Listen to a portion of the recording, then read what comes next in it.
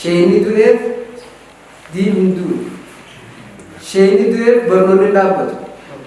Sheeni dureedhaaf qaraatiin hin haftu. Akkuma jireenyi hin hafne barachuun hin haftu. Wal barsiisuun hin haftu. Diin dalaguu hin haftu. Saniifuu inshaallah akkuma ta'etti gaa Rabbiin qaddaree bakka sheekaa san kunuun fidee warra gaa karoora sheeni kaaya kana karoora hedduu sheeni kaaya deemu aba'aa hedduu sheeni baadhatee ittiin deemaa ture san hunda warra baadhatu Rabbi nu haa taasisu warra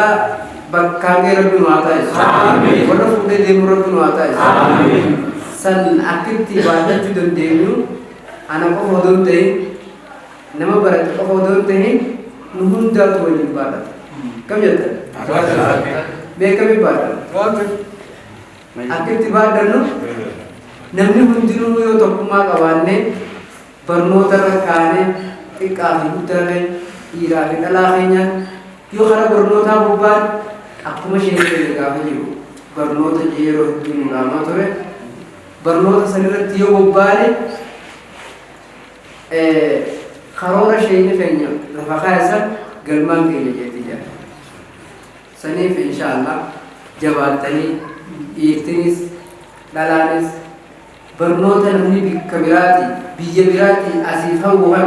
odoo biyya san tahee baradhee jee hawwuhan akka haalaa sun nuuf hawwuhanatti nutis barnoota hawwinee akka daran hawwamu ta'uudha yoo nama bilaashitti nama biitii hawwituuf kammoo inni uumaa keessa jiru yoo taate faayidaa qabnu ibboola deebuudha jaama bilaash nu yoo namni nu keessa dhufe sa'idaa isaan makkanaa kanaafi hawwee garuu hin jenne bagaan hawwee edaa ummata kanaatii jee hawgaa dhufe hujii teenyarra namni jecharra hujii irra gorsa fudhataas irra hujii irra akkam ta'a irra waa bareeda saniifuu inshaallah jabaattanii diin irratti tokkummaa qabaattanii akkuma dur ikhtilaafaa fi maaliif suuraa dhiiftanii barnoota kana jabeessuu wanni isin dhaammadhu barnoota jabeessuu haawwanis haa ta'u maaddaa baraashii kuma jirtanitti warri guduraatti jirus jabaatee kan hin jirrellee waliin taanee barannu barannaan inshaallah barnootaan malee galma ga'uun hin danda'amu barnootaan malee gabrummaa jalaa ba'uun hin danda'amu gabrummaa sheexaanaa jalaa ba'uun hin danda'amu gabrummaa lubbuu jalaa ba'uun hin danda'amu inna nafsa la'ammaaratun bissuu illaa maa rahima rabbii lubbuun tun maaliin namaa jechi hamtuudhaan namaa jechi kee waan akkanaa dalage abaluu kan akkana godhe abaluu kan hasadi waa hedduu namatti hasaasa saniifuu yoo lubbuu tana jalaa didanii barnoota irra bobba'anii waggaa isii irra feettisan jalaa ka'anii karaa barnootaa deeman galmanii jedhanii saniifuu nama hawwamu kan hojiidhatti jiru Rabbi waa taasisu nama halaala hawwaniif hawwuu bira dhufaniif daran ta'e Rabbi waa taasisu kan daran hawwamuu Rabbi waa taasisu nama daran hawwamuu Rabbi waa taasisu akkasii Rabbi sinaamin keessa hunda keessan gandaa beekumsaanis qabeenyaan guddate Rabbi sinaa taasisu nama waa hundaanuu guddate Rabbi sinaa taasisu guddoo Rabbi sinaa kan ilmaan isin dhaltanis Rabbi isiniif haa kan ilmaan isin qabdan Rabbi isiniif haa qajeelchu ilmaan qajeelaa Rabbi isiniif haa taasisu isin qabnellee ilmaan hin qabnellee ilmaan qajeelaa Rabbi haa kannuuf rizqis tabarahaa Rabbi isinii haa kan rizqi barahaa Rabbi isinii haa kan